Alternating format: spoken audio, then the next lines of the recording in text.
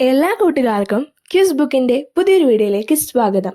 ഇന്നത്തെ വീഡിയോയിൽ നമ്മൾ ഡിസ്കസ് ചെയ്യുന്നത് നീലക്കുറിഞ്ഞി ബയോഡൈവേഴ്സിറ്റി ക്വിസ് ആണ്.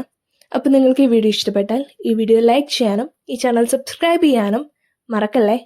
അപ്പോൾ നമുക്ക് വീഡിയോയിലേക്ക് കടക്കാം.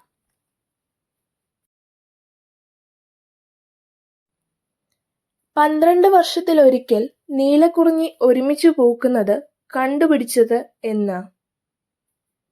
1838. കുറിഞ്ഞിപ്പൂക്കളിൽ പരാഗണം നടക്കുന്നതെങ്ങനെ?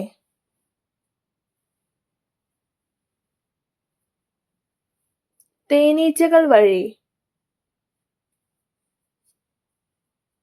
കുറച്ചുകാലം മുൻപ് വരെ നീലക്കുറിഞ്ഞിയുടെ പരാഗണം നടക്കുന്നത് എങ്ങനെയാണെന്നാണ് ശാസ്ത്രലോകം വിചാരിച്ചിരുന്നത്? കാറ്റിലൂടെ. ലോകത്തിലെ ഏറ്റവും പഴക്കമുള്ള ബയോളജിക്കൽ സൊസൈറ്റി ഏത്? ലിനേയൻ സൊസൈറ്റി ഓഫ് ലണ്ടൻ. ലോക ജൈവ വൈവിധ്യ ദിനം എന്ന്?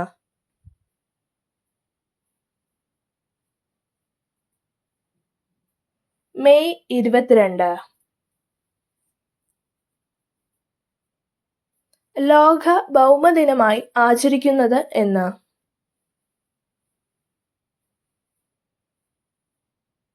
April 22.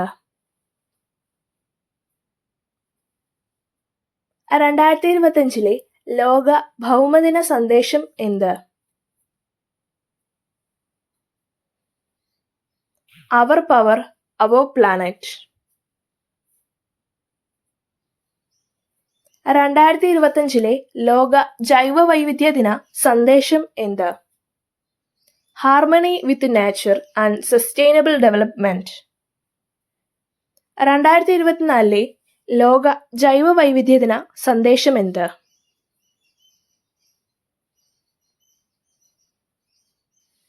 B part of the plan.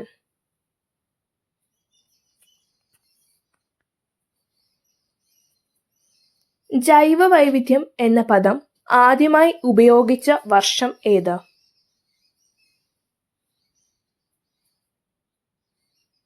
1985.